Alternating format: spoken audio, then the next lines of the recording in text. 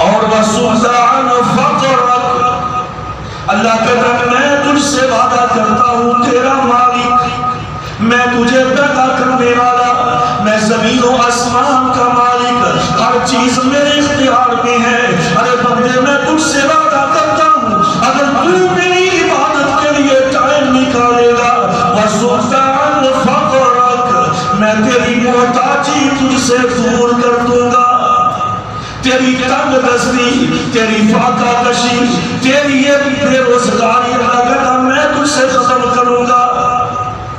آج بندہ کرتا ہے یہ کام عبادت، اور یہ تو نماز پڑھ کی نماز پڑھیے بڑے اوکھے لگی بڑے تنگا پوری نہیں پہتی، اب مزدوری بھائی نماز پڑھ اور چھٹو جی کرو نمازہ دیتی پولیس صاحب بچے بھوکے مرتے پہلے کریں، یہ آگے سے جواب ہوتا ہے۔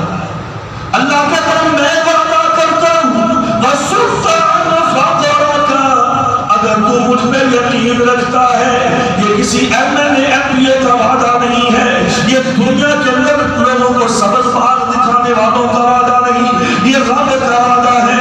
وَسُلْطَانَ فَقْرَكَ، میں تیری محتاجی کو مجھ سے دور کر دوں گا، لیکن تو عبادت کے لیے ٹائم نکال۔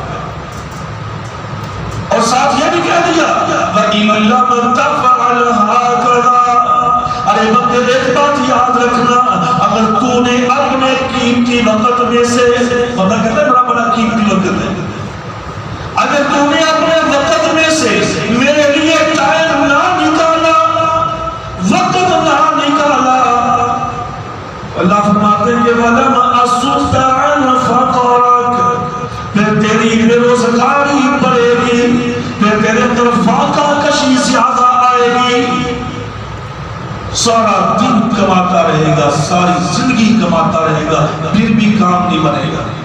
وَمَلَأْتُ يَدَكَ شُغْلًا، اور میں تیرے ہاتھوں کو کاموں کے ساتھ بھر دوں گا، مشغول کر دوں گا تیرے ہاتھوں کو کاموں کے ساتھ۔ یعنی بندہ سویز اللہ کے شام تک سارا دن کام کرے پھر بھی تھوڑا کام پورا نہیں ہونی، یہ اللہ کا وعدہ ہے۔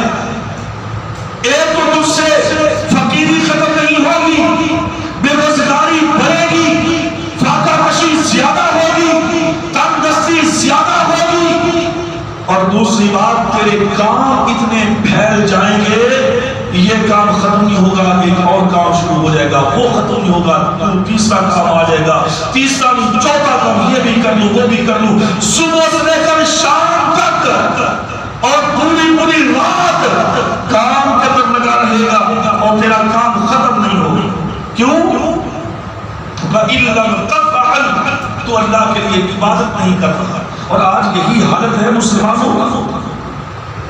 پرانے لوگ ہوتے تھے اس سے زیادہ جانتے ہیں سارے بھائی، ایک آدمی ہوتا تھا گھر کا سربراہ، گھر کا کفیل، ایک آدمی بڑا ہوتا تھا، ہاں جی 2-4 کلے زمین دے، ایک بڑا آدمی بس 8-9 جی 10-11 12 یہ تھے عام فیملی سے 7-8-9 ایک فیملی تھے عام ہوتی سے، پھر اتنے گھر کے افراد اور ایک آدمی محنت کرتا، مزدوری کرتا، آرام بھی کرتا، سوتا بھی کھاتا بھی، اور سارے گھر والے کھاتے تھے، کبھی کھلا نہیں کبھی شکوا نہیں، پرسکون زندگی گزر رہی تھی۔ آج باپ بھی ملازم، بیٹا بھی ملازم، بیوی ملازم، بیٹی ملازم، آج ہر کسی کے اپنے اپنے کاروبار، اپنے اپنی ضرورت کی سیٹل ہے، اپنے اپنے مکان ہے، سارے لگے ہوئے ہیں، رات کی ڈیوٹیاں بھی ہو رہی ہے، دن کی ڈیوٹی بھی ہو رہی ہے، اور پھر بھی پوچھ کے دیکھ لو مولوی صاحب کی تصویر بن گئے کچھ نہیں بلے سارے۔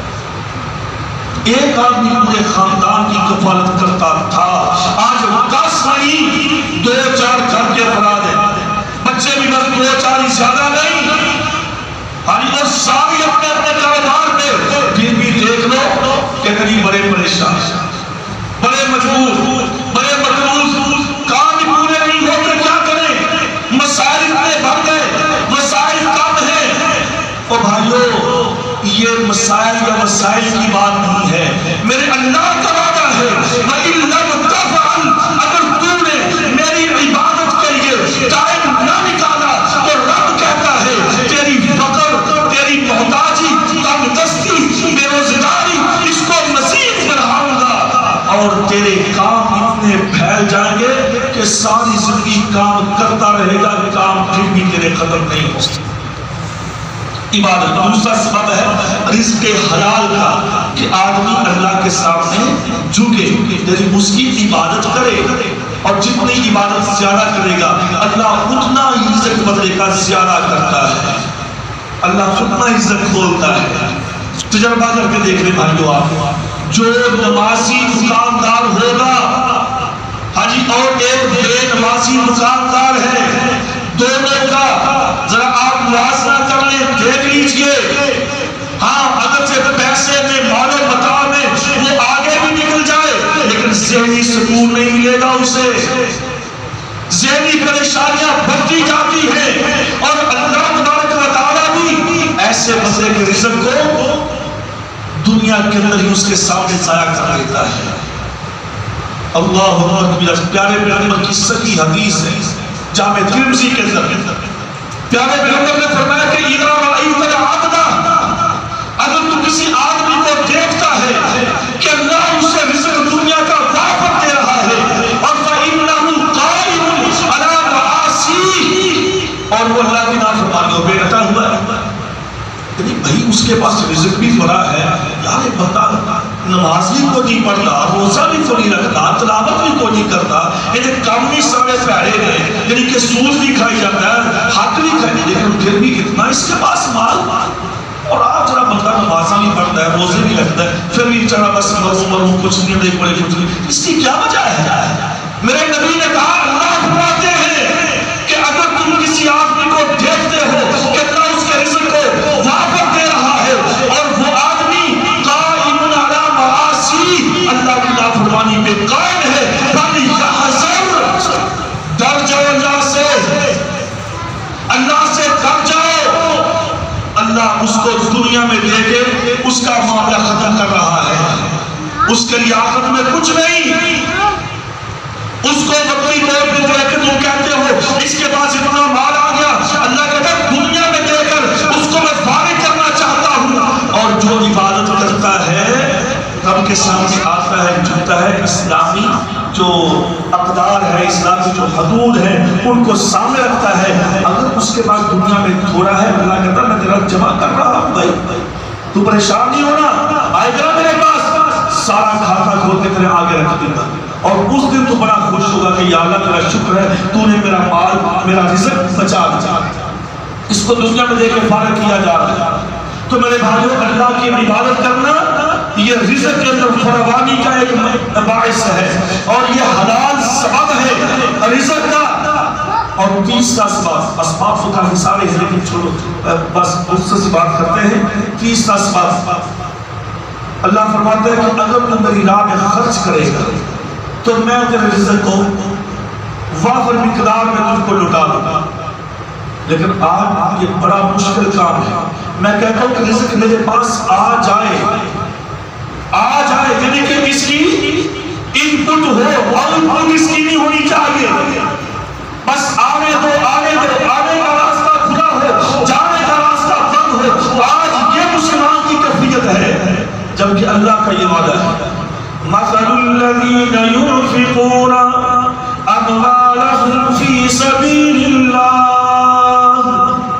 اللہ فرماتا ہے تمہیں ایسے بات سمجھ میں نہیں آئی، اور میں تجھے مثال دے کر سمجھاتا ہوں، ذمہ دار ہو، گاؤں میں رہنے والے ہو، بستی میں دیہات میں رہنے والے ہو، اپنی فصلوں کو کاشت کرتے ہو، ابھی گندم کو ہم نے کاشت کیا، اس کو کاٹا بھی، اللہ فرماتے ہیں آؤ تجھے گندم کی مثال دے کر سمجھاتا ہوں، مثل الذین ينفقون اموالهم، جو لوگ اللہ کے راستے میں اپنے مالوں کو خرچ کرتے ہیں، اللہ کے راستے میں اپنا مال خرچ کرتے ہیں، اللہ کہتا ہے ان کی مثال تمہیں دیتا ہوں، ان کی مثال یوں سمجھ لیجیے زمیندار گاؤں میں رہنے والوں کا مثال حبۃ انبتت سبع سنابل فی کل سنبلۃ مئۃ حبۃ، گندم کو تم نے کاشت کیا، گندم کے ایک دانے کو لے لو، اللہ فرماتا ہے گندم کے ایک دانے کو تم مٹی میں ملا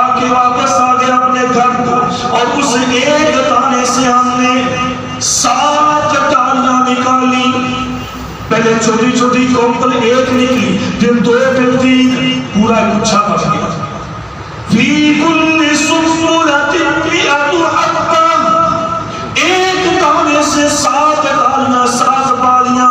اور پھر ایک بالی پر اللہ فرماتا ہے ایک سٹا لگا دیا. اور کبھی لوگوں دیکھو تو صحیح، ایک سٹے کے اندر مئۃ حبۃ، اللہ کہتا ہے میں نے 100 دانے ایک سٹے کے اندر ڈال دیے. 100 دانے.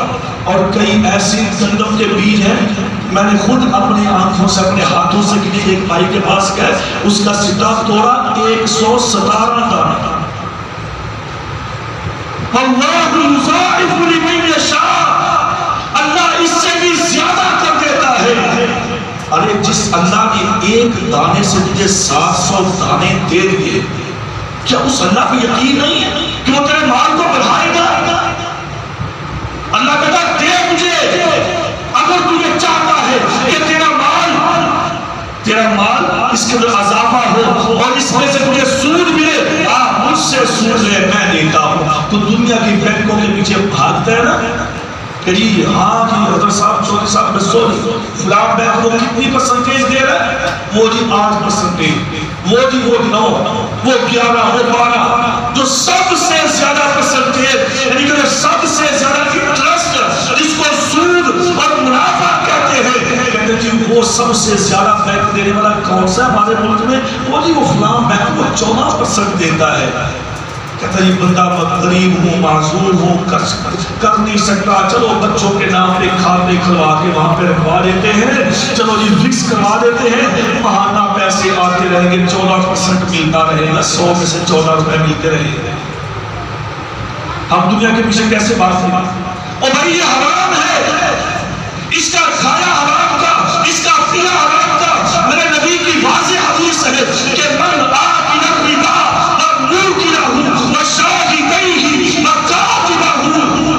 سود لینے والا، سود دینے والا، اس پہ گواہ بننے والا، اس کو لکھنے والا، چاروں برابر کے مجرم ہیں، چاروں برابر کے شریک ہیں. اور سب سے ہلکا گناہ ایّن کی ہر رجل امہ، کہ آدمی اپنی ماں کے ساتھ زنا کرے، سب سے ہلکا گناہ سود کا یہ ہے. اور کتنے ذمہ دار ہیں ہمارے گاؤں کے جنہوں نے بینک سے قرضے لیے ہوئے ہیں. اور جی مولوی صاحب چھٹو جی بینک تو بغیر چلتا ہی سارا نظام نہیں چلتا. قرضہ لیا سی کلا 2 کلے بینک کو دے کے ٹریکٹر لیا جی ٹریکٹر، اس کو بغیر گزارا نہیں. میرے بھائیوں اللہ سے ڈرنا چاہیے.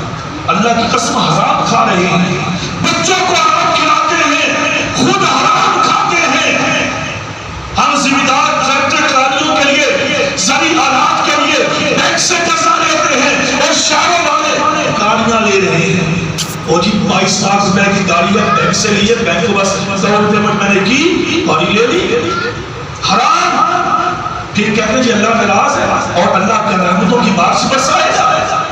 ہمارے کرتوت کو دیکھو، ہمارے اعمال کو دیکھو کیسے ہیں، اور پھر کس منہ سے ہم اپنے رب سے رحمت کی دعائیں کرتے ہیں. کردار تو ہمارے کو ہے نہیں. یا اللہ معاف کر دی، یا اللہ معاف کر دی، یا اللہ معاف کر دی. یہ ٹمپریری، یہ دکھاوے والی معافی اللہ کو نہیں پسند ہے. اللہ کہتا معافی مانگنی ہے تو آپ مانگ معافی، سب کچھ چھوڑ اور ہر چیز کو بس اپنے سے دور کر دے. ورنہ تو یہ جو معافیاں مانگتا ہے، یہ معافیاں تیرے لیے باعث عذاب بھی بن سکتی ہے. یہ معافی نہیں ہے. آج میرے بھائیوں تمہیں بات یہ کر رہا تھا کہ ہم بینکوں کو ڈھونڈتے ہیں کون سا انٹرسٹ زیادہ دے گا. اللہ کہتا تم دنیا کے بینکوں کو دیکھو، سود کھاتے ہو، حرام کھاتے ہو، آؤ میرے بینک میں جمع کرواؤ. اللہ کہتا میرا بھی ایک بینک ہے، یہ بھی اکاؤنٹ ہے، اپنے اس اکاؤنٹ میں جمع کرواؤ. یہ ہر بندے کا اکاؤنٹ اس کے نام پہ شروع ہو چکا ہے. اور کتنا دیتا ہے یا اللہ تو رب کہتا مجھے بتاؤ دنیا کا کون سا ایسا بینک ہے جو تمہیں ایک کے بدلے میں 700 دے؟ کوئی بھی نہیں. رب کہتا میں دیتا ہوں. اور صرف 700 نہیں، واللہ یضاعف لمن یشاء، اور اللہ جس کو چاہتا ہے 700 سے بھی زیادہ دے دیتا ہے. اسی لیے پیارے پیغمبر نے فرمایا کہ لوگوں میں قسم اٹھا کے کہتا ہوں جس اللہ نے مجھے حق دے کر بھیجا ہے، میں قسم اٹھا کر یہ بات کہتا ہوں کہ جو کے مال کے اندر اضافہ کرتا ہے، کمی نہیں کرتا. ما ينقص من ماله، میں قسم اٹھا کر نبی کہتا ہوں محمد صلی اللہ علیہ وسلم کہ جو اللہ کے راستے میں خرچ کرے گا اللہ اس کے مال میں کمی نہیں کرتا، اللہ اس کے مال میں اضافہ کرتا ہے. یہ ہے مال میں اضافے کے اسباب.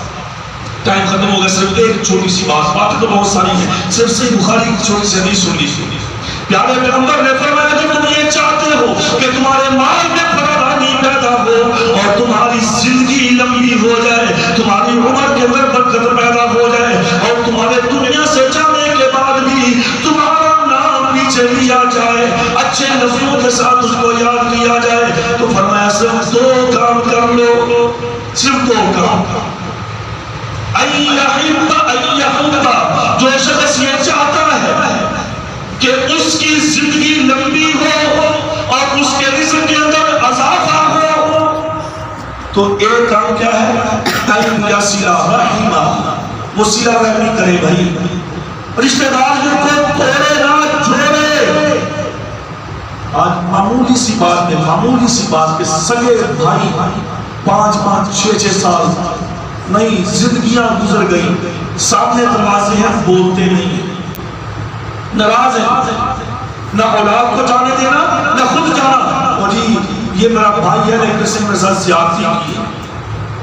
اور بھائی صلہ رحمی اللہ کی قسم یہ بڑا موضوع ہے اور بڑا اہم مسئلہ ہے. آج صلہ رحمی کو ہم نے توڑا اور اپنے برکتیں اٹھا لیا. نہیں جی میری ماں نے روکیا، میرے پیو نے روکیا کہ میں چاچا لے کر نہیں کرنا. ہاں باپ نے منع کیا، یہاں پہ باپ ماں کی کوئی حیثیت نہیں. یہ قرآن کا حدیث کہتی ہے. اللہ فرماتا ہے کہ والدین کی بات مانو، لیکن اگر وہ اللہ کی نافرمانی کا حکم دے تو توڑو ماں باپ کی بات. اس کا مطلب یہ نہیں کہ ان کے خلاف کھڑے ہو جائے، نہیں. ٹھیک ہے بھائی آپ کا مسئلہ اپنا ہے، آپ نے اپنی قبر میں جانا ہے، اپنا جواب دینا ہے، لیکن میں نے اللہ کو جواب دینا ہے. اللہ نے مجھ سے پوچھنا ہے کہ تو نے صلہ رحمی کیوں نہیں کی. اور صلہ رحمی کس کو کہتے ہیں؟ وہ سارے نال بول رہا ہے، سارے نال بولتے ہیں، اس کو صلہ رحمی نہیں کہتے ہیں. صلہ رحمی یہ ہے، پیارے پیغمبر نے فرمایا کہ تیرا رشتہ دار وہ ناجائز کرتا ہے، وہ زیادتی کرتا ہے، یہاں تک کہ وہ تیرا مال و متاع طرف کر دیتا ہے، تیرے اونٹ اپنے قلعے سے کھول کر اپنے قلعے میں باندھ لیتا ہے. یعنی کہ تیرے قلعے تو کھول کر اپنی مجھا، آج کل مجھا ہی نا کہ میری مجھا کھول کے میرا پڑا اپنے قلعے تک جا کے باندھ دے. پیارے پیغمبر نے فرمایا کہ مزہ تو تب ہے اس کے ساتھ صلہ رحمی کر کہ اچھا چل کوئی نہیں میرا پڑھانا لائے گا پھر کی ہویا. آج یہ ہے ہم نے ہمت، یہ ہے جرأت، یہ ہے دلیری نہیں.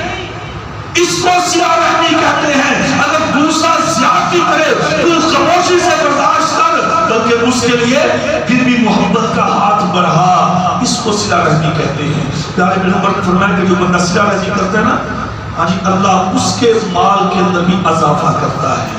تو میرے بھائیوں باتیں تو بہت ساری ہیں، کہ بس آخری بات یہ ہے کہ ہمیں ایسے